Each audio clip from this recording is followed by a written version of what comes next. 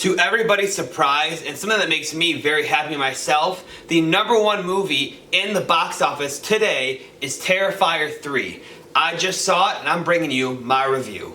Terrifier 3, the third or fourth chapter in Damien Leone's Terrifier Art the Clown series, however you want to look at it, if you want to include All Hallows Eve, is now out in theaters, and with a budget of 1/100th of what the Joker had, it has made more money than the Joker this past weekend. This movie is taking the world by storm because of headlines saying that people are passing out in the theaters, they are getting sick, they have to leave because of scenes, and so everyone is going to watch it not only because of the Halloween season, but because they want to almost dare themselves to get through it and see a film that is getting this much hype behind it. Personally, I am a fan of the Terrifier franchise. I have seen every short film and feature film to date that Damien Leone has made, and I am a fan of Damien Leone. I will continue to go watch his movies as they come out. I think he's doing a great job, so props to him. In my opinion, Terrifier 2 and 3 are probably the best that this whole Art the Clown saga has to offer.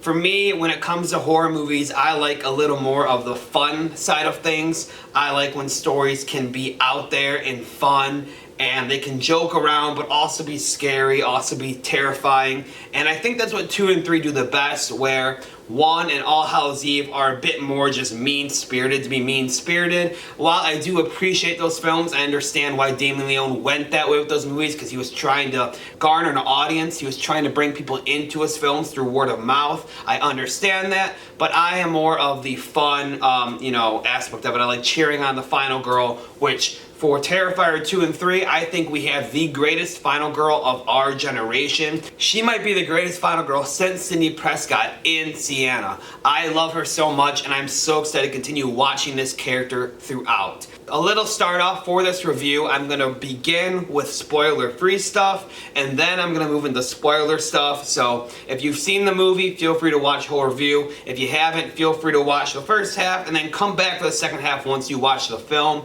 I will let you know when the spoilers are going to start. So without further ado, let's get into it.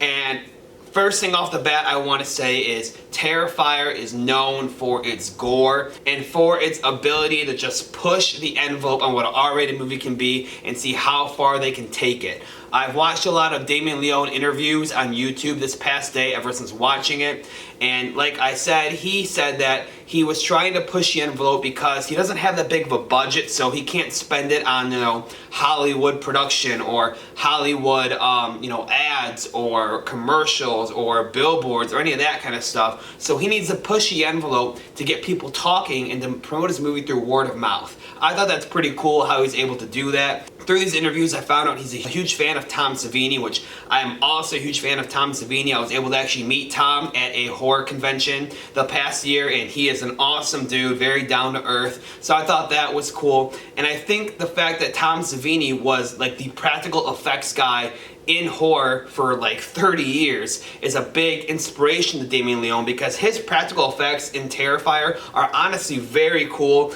and it's refreshing to see these practical effects where Hollywood has gone all CGI and has kind of lost the love for that we have in Hollywood. So I think that while this movie does use those practical effects and does push the envelope, for me, that's not even the reason I go to watch these movies. I get that after the first one, that might have been the calling card for it, but I personally did not get into this franchise until the release of Terrifier 2. And for me, the reason to continue to go see these movies and why I'm already excited for Terrifier 4 is because of the story. I think that Damien Leone has created an awesome story here, where Art the Clown is the bad guy and Sienna is the good guy, and you have this giant fight between them, and every time they clash on scene, it's just an awesome thing. You can't look away. The fight scenes are incredible. Sienna's character is incredible. I love the actress. I hope she continues to do more stuff in the horror genre.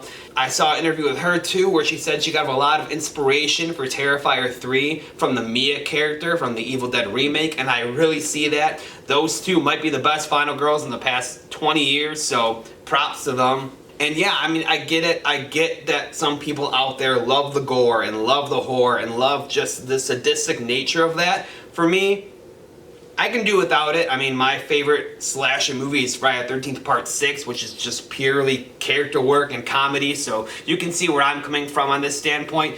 But I do get it, and I do respect what he's going for with that.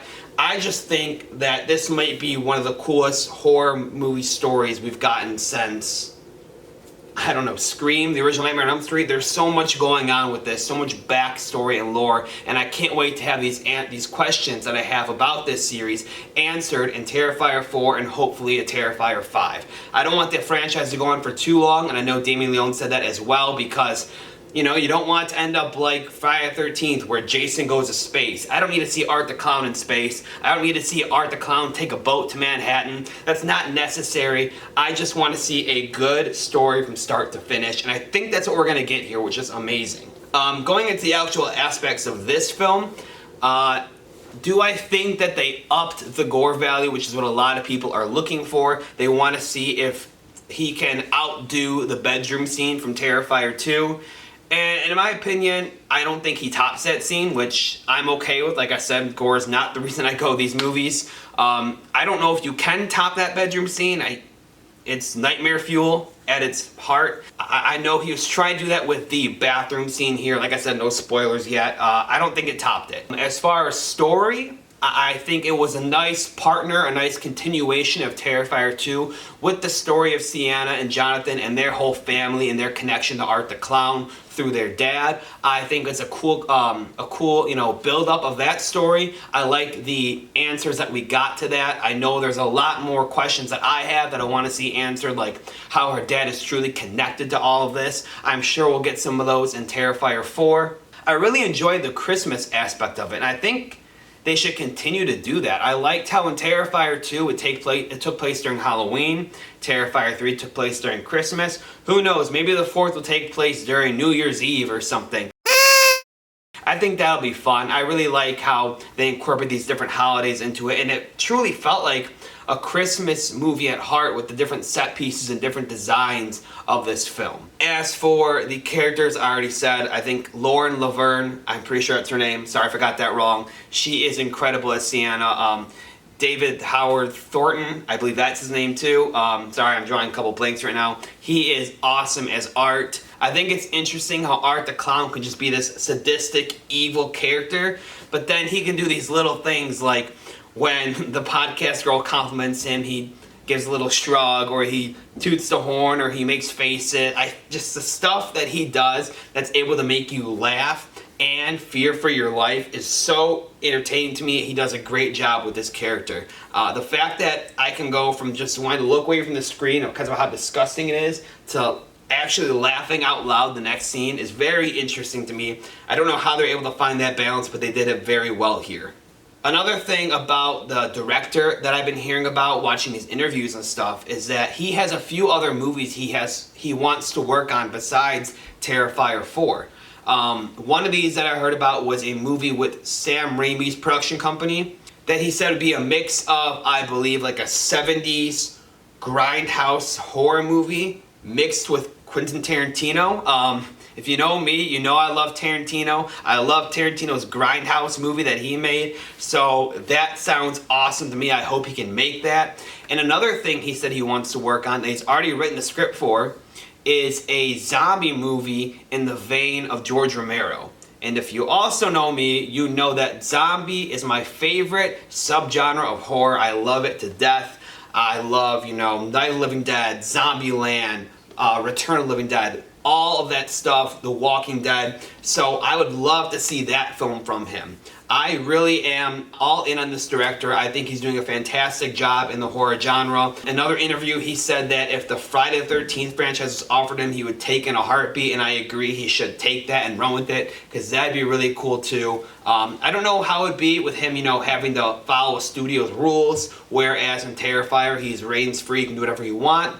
But I'm sure he will make it work, so that'll be cool to see. Alright, so now that we've talked about everything I feel like I can talk about, spoiler free, I'm going to get into the spoilers of this movie, so stay around for that if you've seen it. And then at the very end, if you want to skip to like the last minute, I'll give my final thoughts and everything.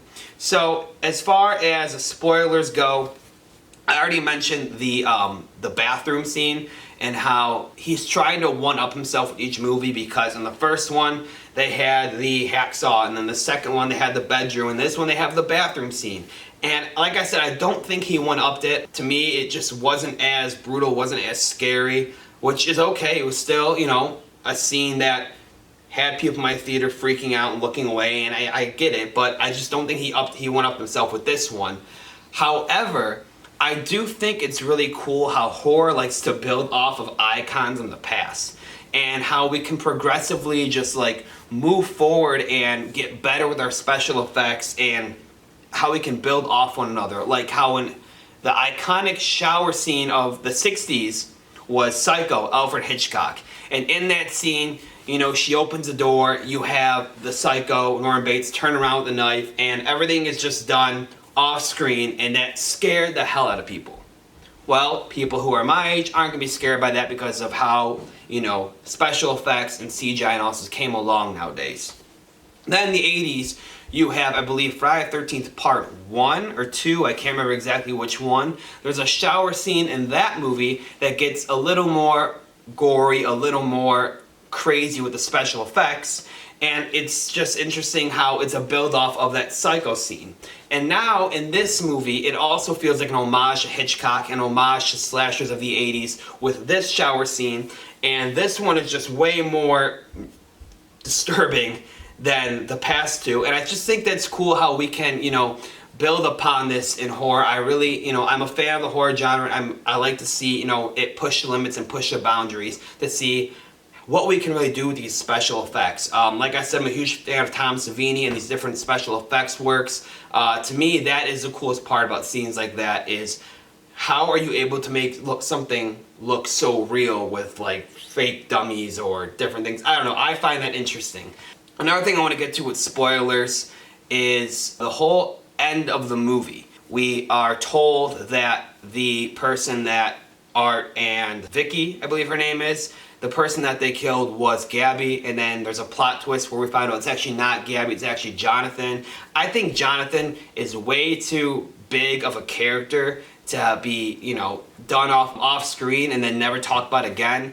I feel like that might be a little trickery by the director, that Jonathan's actually still alive somewhere, and maybe we'll see that in Terrifier 4. I don't know, maybe it truly is the end of that character, but we shall see. Another thing is how Sienna says that she's gonna go back and find Gabby and fight for her. Is Gabby still alive out there? Maybe. I wonder how that's gonna go. I wonder how this story is gonna progress. Is Art gonna take a back seat in the next movie where Sienna tries to go find Gabby? I don't think so. I think Art is the mainstay in this franchise, and I think that this franchise could probably go on past Sienna and Gabby and Jonathan, all his characters, and continue with the story of Art, but we'll see. I don't even know if I'd like that. I really like these characters that we have now. I don't know. I have a couple of things I'm speculating on with this, and I could be completely off the walls, bonkers with what I'm thinking here. You guys let me know in the comments, but the way this story is progressing, it kind of has like a Star Wars feel to it, and Damien Leone actually said that this was his Empire Strikes Back, which is kind of funny to see. But the way that this story is going and how Sienna grew up, like the good relationship with her dad was like this comic book writer and creator, and he created this character for her, and then when he went to hand her the piece of paper about the character, there was that scene where he saw everything in the future and he was like losing it. And then we come to learn that her father actually like loses his mind, becomes like abusive, and then ends up driving himself off the road. And so you start to hear all these different stories and all these things, and we're still not entirely sure about Art the Clown's background. One thing I find weird about Art the Clown is if you ever look at him, it's not like face paint. It almost looks like he's wearing a mask. And I've had this theory for a while that maybe the dad is Art the Clown. I don't know. It's if the way he said this is Empire Strikes Back, and the way it feels like Star Wars with this epic storyline and where we're going and how Sienna's like the chosen one to defeat him. I don't know. Let me know in the comments below if you think that theory is out there or if you think it's possible as well. I've just been thinking that for a while now after watching the second and third films. Those are my thoughts, you know, on the spoilers of this movie. Those kind of really get into the story and the future story of this film, so I didn't want to talk about those spoiler-free. Overall, I would say that I had a positive theater experience with this film. I know that other people that I would see the movie with have not yet seen Terrifier 1 and 2, so they were a bit confused on the story. They thought it felt empty. I get that, but if you go back and watch 1 and 2 and then come to 3, this story is actually turning out to be really fleshed out and a really cool story. I don't know if I liked it more than 2 or if I liked it less than 2. Like I said in the beginning, I'm not the biggest fan of All Hallows Eve and the original Terrifier just because they're just so mean-spirited without any story. But these two have a great story and I really do love them, and I'm excited to see where this franchise go. With all that being said, final thoughts. I am going to give this film an 8 out of 10. I think it is a very well-made film. I think the things that the director and his crew are able to do with such a small budget is crazy, and I give all props to them. It was cool to see little actors come in this movie and have little roles from previous projects we've seen, like Tom Savini. I know I keep mentioning him. He had a little role in this movie where he was like getting interviewed on the news. Lots of cool stuff. I thought Art the Clown was a very different character, but also feels very similar to like Jason and Michael and these other characters. The actor does a really good job portraying him being this creepy guy, but also, you know, making you laugh, like in the scene where he thought he met the real Santa Claus. Just stuff like that is so out there, and I'm excited to see the future of this franchise and the future of this director's works. Thank you all so much for watching my review. Please make sure to leave a like on this video and subscribe to my channel, and let me know in the comments below what you thought of this movie and what you think of this franchise and what you think the future of this franchise could be. Thank you all so much. Happy Halloween and have a great day.